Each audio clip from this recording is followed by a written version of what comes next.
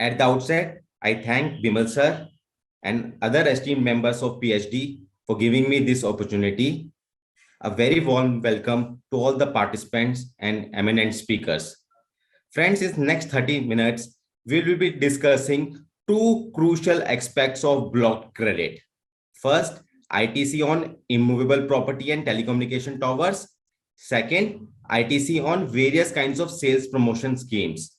So we will not only discuss the law, but we will see the real life transactions, the practical case studies, and apply those laws on the real life transactions which we experience on daily basis. Moving ahead with ITC on immovable property. I think both Bimal sir and Jatin Bhai has explained in detail the concept. So I will not repeat whatever has been explained, and I will be focusing more on the practical case studies aspect. Friends, Section 17.5C, 17.5D bars credit in respect of works contract or procurement of goods or services which are used for construction of immovable property. However, there is an exception to it. And what is the exception? Exception is plant and machinery. And when we see plant and machinery, it is particularly defined under the Act. It means any apparatus, equipment, or machinery which is being used in my business. Second, it also includes the foundation and support structure of this apparatus, this equipment, this plant machinery. That is also a plant and machinery for which credit is available. However, there is an exclusion to the definition of plant and machinery, and it excludes three things. First, land, building, civil structure. Second, telecommunication towers. Third, pipeline laid outside the factory premises. So if we see Section 17.5C and 17.5D, it comes into play only and only when the works contract services or the goods or services which I am procuring is used for construction of an immovable property.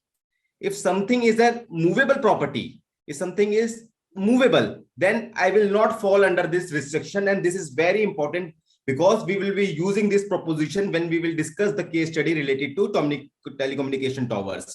So bear in mind, the exclusion is when something comes out to be an immovable property. Therefore, it is very relevant to understand the concept of immovable property. Not defined under the GST law, but we have General Clauses Act, we have Transfer of Property Act. If we read all these together, immovable property basically cover three things. First, land. Second, benefits arising out of land, just like leasehold rights, development rights, which are the benefits arising out of land. And third, most important, things attached to the earth. What can be the example of things attached to the earth? Like trees, which are rooted in the earth, walls and buildings, which are embedded in the earth. And most important, things which are attached to these walls, these buildings. For example, if I am installing a HVAC system or I am installing a lift, whenever I supply and install a lift, that lift actually becomes part of the immovable property because it is for the beneficial enjoyment of that particular building, that particular land, and intended to be stayed there only. So that is the third clause, attached to the earth. So that's the broader concept. Again, on this concept of immovable property, we have various jurisprudence under pre-GST regime. We have various Supreme Court judgments, etc. And when we read all these judgments, two principles emerges. And let me explain you in a very layman language, because we will apply all this, whatever we are discussing now, to the practical case studies. First, degree and extent of attachment. It means that if I cannot shift the property to any other place, for example, a building is constructed. If I cannot just dismantle it and easily erect the same at any other place without substantial damage, if there is a substantial damage which will be done on that particular property, then it is an immovable property. However, if you can move chattel as a chattel, then it is a movable property. So the first test is you cannot shift it easily. There will be a substantial damage when you shift that particular property, hence immovable property. The first principle is degree and extent of attachment. And second most important principle, which is yet developing and not fully developed, intent of attachment.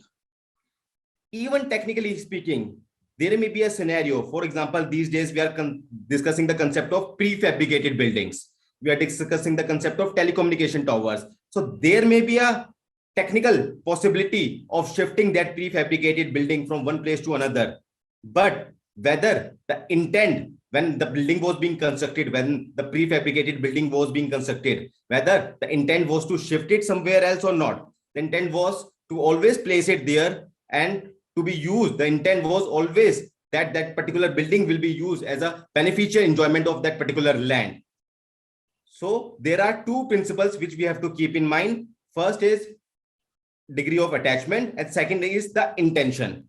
Keeping this basic concept in mind, let's move forward and discuss various case studies. First is ITC on telecommunication tower. So we see various passive infrastructure companies providing telecommunication services and infrastructure support services to various telecommunication operators. So they build, they construct, they erect these telecommunication towers, and then they provide infrastructure support services. First, whether credit is available. You may say, sir, definition of plant and machinery, it specifically excludes telecommunication tower. Credit is barred. What is the dispute? Why are we discussing? Friends, let's again revisit section 17.5C and 17.5D. It says works contract services or goods or services when supplied for construction of an immovable property. So I will come into this section 17.5C, 17.5D, or will read the definition of plant and machinery if what I am constructing is an immovable property. However, if I argue that this telecommunication tower, what I have constructed, the telecommunication tower, it is a movable property, will I fall under section 17.5C or 17.5D? The answer is no. If I am in a position to contend that construction and erection of telecommunication tower is not an immovable property, telecommunication tower is still a movable property, I will not fall under section 17.5C, 17.5D. I will not have to refer to the plant and machinery exclusion, etc. And hence credit will be available. So the real question which we want to answer and which we need to answer is whether this telecommunication tower is a movable property or an immovable property. And it's not a new matter. It's already pending before Supreme Court. And there are various High Court judgments on this, giving two different principles. One set of High Court judgments, it says these towers are affixed to the earth and becomes part of immovable property.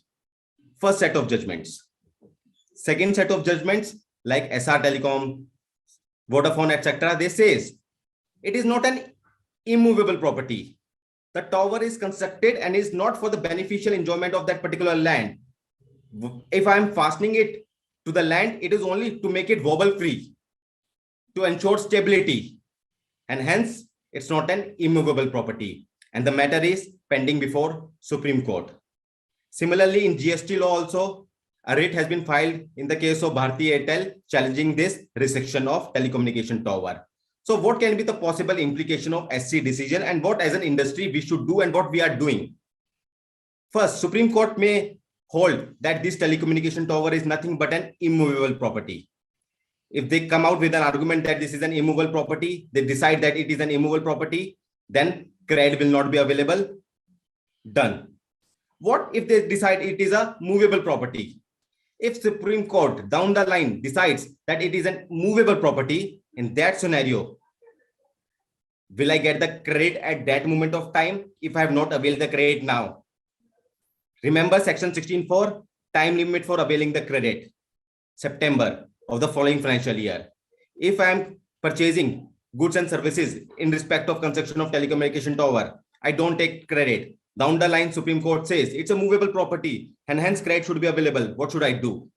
So practically, if we see all major telecommunication service providers, infrastructure service providers, the possible strategy which they are already practicing and which can be practiced is that to avail the credit and reverse the credit in the same month. It is advisable, given that the matter is pending before Supreme Court and what Supreme Court will ultimately decide, we don't know. Better take the credit and reverse the very same month. In such a situation, when you will re-avail the credit down the line on the basis of a favorable Supreme Court judgment, if it comes, then the time limit of section 16.4 will not be triggered. Under excise law also, friends, there was a concept of time limit of availing credit within 6 months. And during that period, during that era, there were various tribunal and high court judgments, which even a CBIEC circular, which says that this time limit is applicable only when you avail the credit for the first time.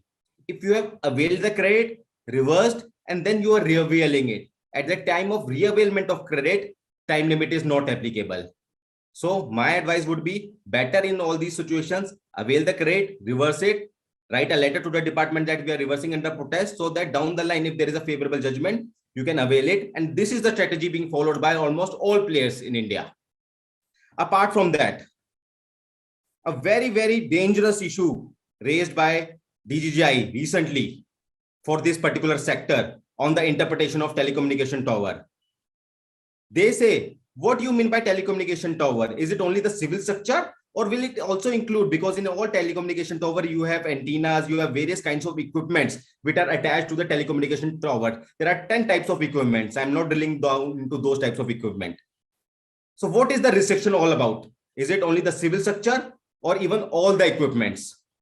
Till now, as an industry, the disputable bone of contention was only the civil structure part and not the equipment part, whereas the investigation agencies in GST regime is interpreting this law, this provision very, very widely, and they are intending to cover all equipments, whether it is antenna, transmitters, any sort of equipment which is attached to the civil structure, which is a part of telecommunication tower. They are interpreting this telecommunication to be wide enough to include all kinds of equipments, a very, very deadly interpretation recently by DGGI. And it has opened a Pandora box. In my view, what is barred and what is the bone of contention is only the civil structure part and not the equipment parts. But let's see how the law evolves. Moving on to our second case study.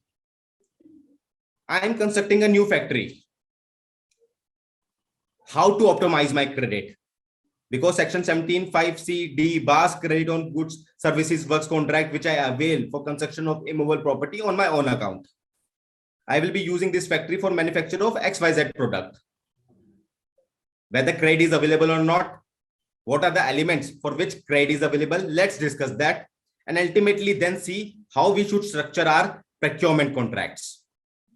Whenever you construct a building or a factory, various elements are involved. First is the procurement of land.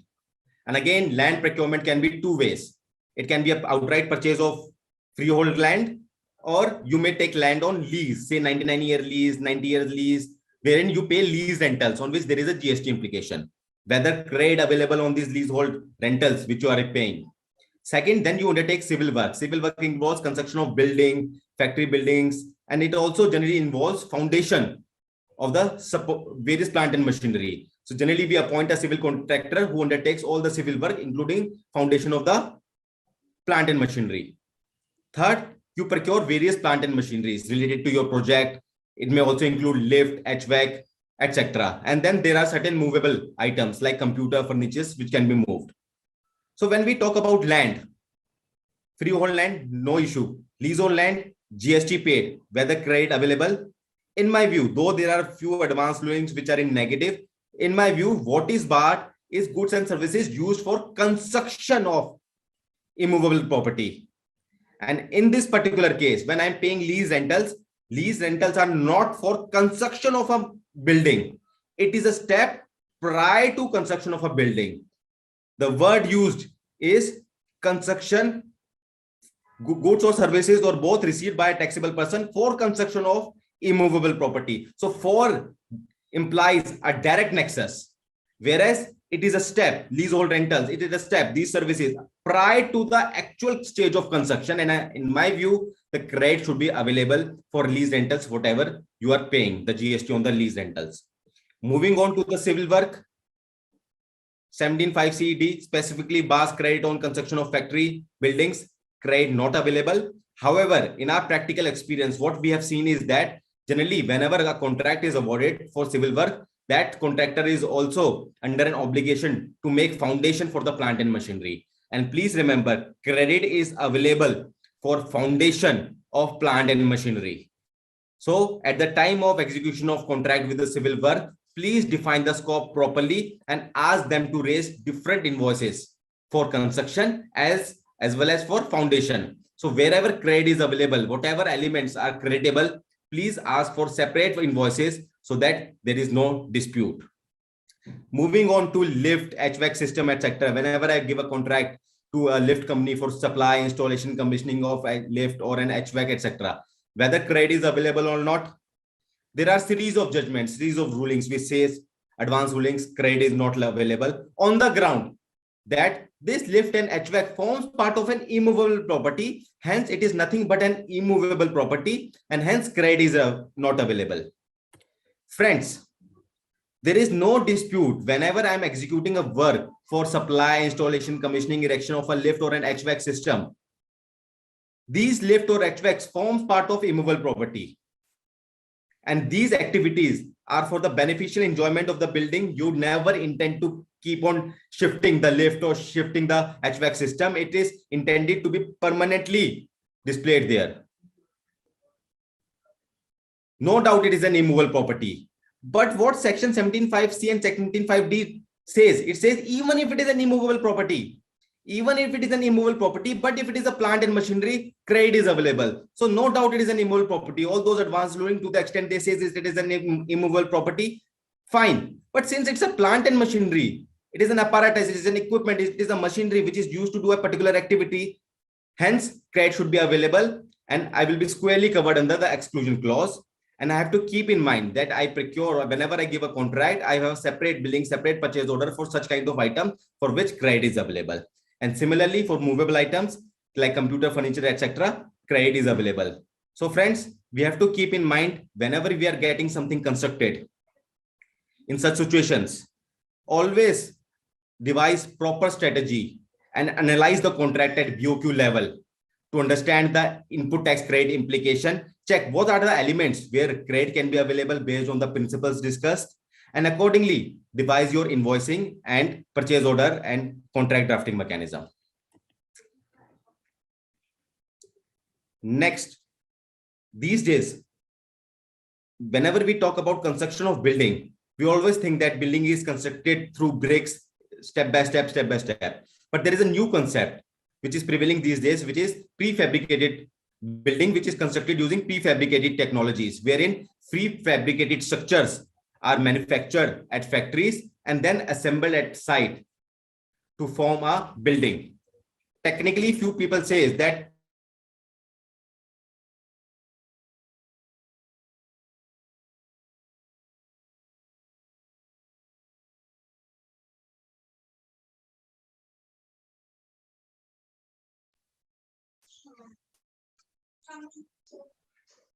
Nanda ji, kindly check with yes, sir. Tushar, dial him and check.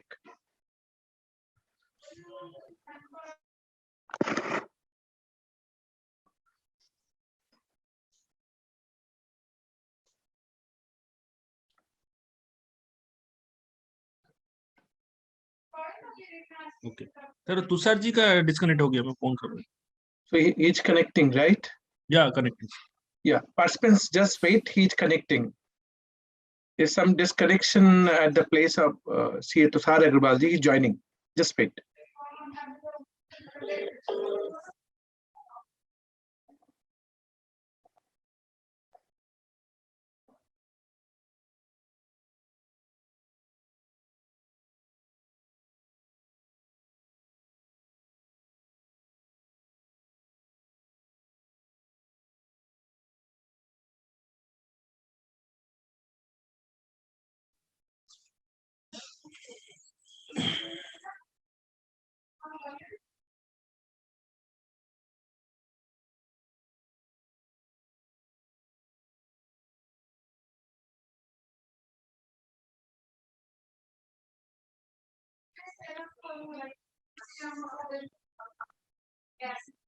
Now is connected, I think.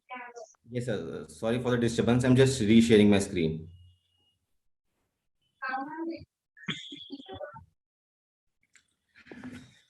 So I was discussing regarding prefabricated structure. Technically, it may be possible to shift this building, which is constructed through prefabricated structure. But the intent of the party is always to place that prefabricated building, which is constructed through prefabricated structure, at that place only and never move.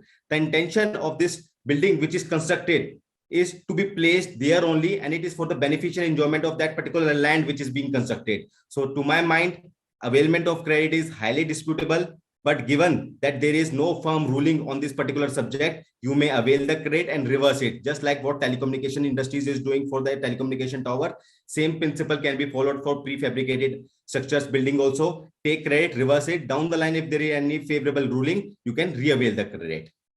Now, moving to the second part of our discussion, ITC on sales promotion. Section 17(5)(h) bars input tax credit in respect of goods lost, stolen, destroyed, written off, or disposed of by way of gifts or free samples. So if I'm distributing any gifts, credit is not available as per section 17(5)(h). And what is gift? Gift is something which is given voluntarily, without any consideration, no quid pro quo, given gratuitously, voluntarily, without any consideration. So that is called gift. Say during Diwali seasons, I'm distributing gifts to my distributors, to my employees, etc., all without any consideration. Su muto, credit not available. Section 17(5)(h) specifically bars. Given this provision of section 17(5)(h), what we just now read, and the meaning of gift, let us apply this to some of the practical scenarios which we face on daily basis. First, I am giving voluntary, not under any scheme, no target scheme, nothing. Giving myself some voluntary foreign trips to my distributors. Whether credit is available, I am giving free air tickets to my distributors. Whether credit is available, am I barred under section 17(5)(h)? Friends, if we read carefully section 17(5)(h), it restricts credit only in respect of goods which are given as gift and not in respect of services. If we see other restrictions under section 17(5), you have goods or services used for personal consumption, credit is barred. So legislature has beautifully used the words goods or services on only goods based on their wisdom. And in this case, the intent was only to bar credit of goods which are distributed as services, which are distributed as gift. The word service is missing, and hence services are not covered under this particular clause. Accordingly, any tour operator invoice which I'm getting it, any airline ticket invoice which I'm getting it and which I'm distributing to the distributors, these are services and I will be in a position to avail the credit. However, there is a Karnataka AR in the case of Surfa courts, wherein they have said that offering free ticket trips is nothing but similar to gift and hence credit is not available.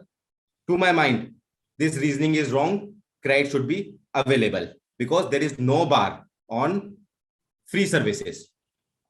Moving on, many people ask, I keep on distributing brochures, price list, hoardings, pamphlets, diaries, pens, calendars, the various kinds of items to my distributors, customers, etc.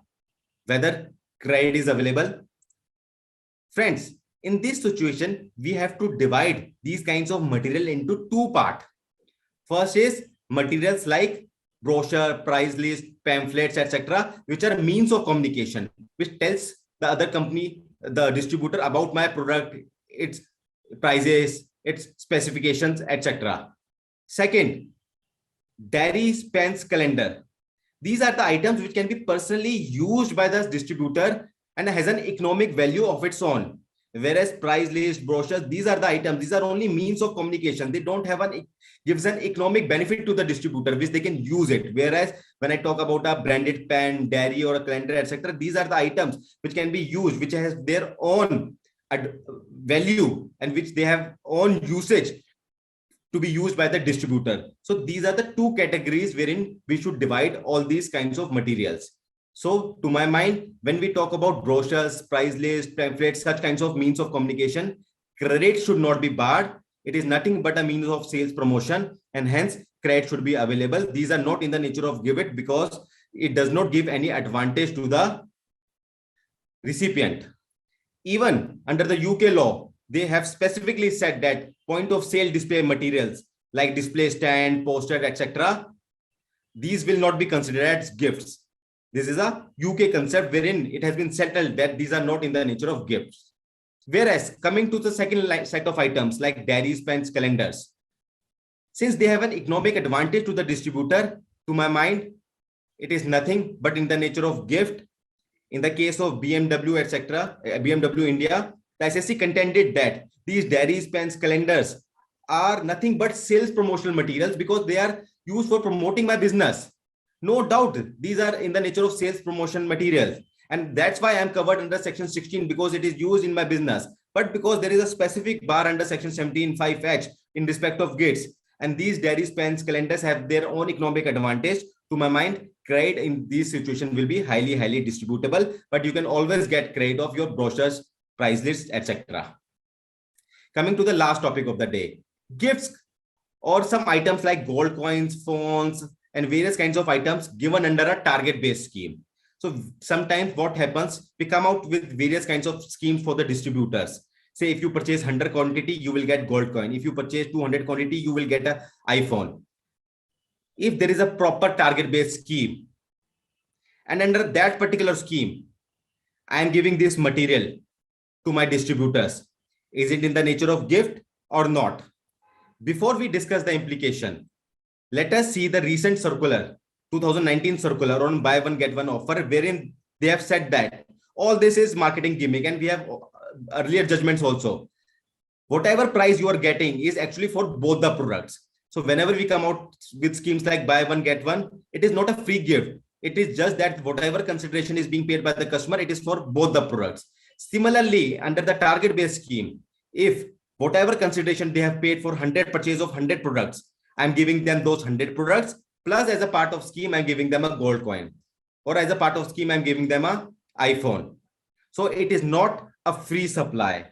Rather, the consideration which I'm receiving is both for the product as well as the gift which I'm giving to them. That is gold coin, iPhone, etc. And hence, legally, credit should be available. However, there is a catch. And what is the catch? It is the single consideration which you receive from the customer. Customer is not paying you separately for iPhone or separately for your 100 products which you are selling to them. They are paying you a single consideration for 100 products for which you are giving them those products as well as iPhone. And hence, there can be a case of a mixed supply. And in case of mixed supply, it is the highest rate of tax which will be applied to the entire consideration, and that's the biggest exposure. Even in Ireland Department and Customs, some international jurisprudence, etc., they have said that whatever gifts which we are giving to them, iPhone, gold coin, etc., these are not gifts, but these are not free. The consideration is embedded, but there can always be a risk as mixed supply because these are not composite. iPhone and normal product is not composite.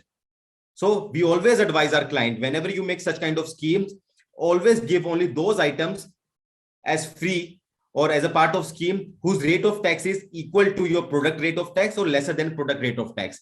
If you give an iPhone or motorcycle, etc., which attracts or any other products which attract 28% rate of tax, the exposure on the entire consideration to attract 28% can be there. So always implement those schemes or those items wherein rate of tax is at par with your main product or lesser than that. There are few IR rulings which have denied the credit, stating that credit is not available, and in one of the ruling they said that there is no written agreement with the distributor, etc. To my mind, there is no need for a written agreement if you are implementing a proper scheme and that scheme is floated in the market before the first supply and it is mandatory for you to adhere to that scheme. Credit should be available. There is no need for written agreements, etc. So to conclude, whenever we are giving any kinds of target-based schemes, first have a proper scheme in place. In return, there should be a mandatory condition to give that particular item on achievement of target. And third, most important, what we have to keep in mind is the product which you are giving. Please ensure the rate of tax of that particular product is same or lesser than the main product. With this, I end my presentation and I thank PhD for giving this opportunity. Thank you, sir. Thank you, Tushar Aggarwal, sir.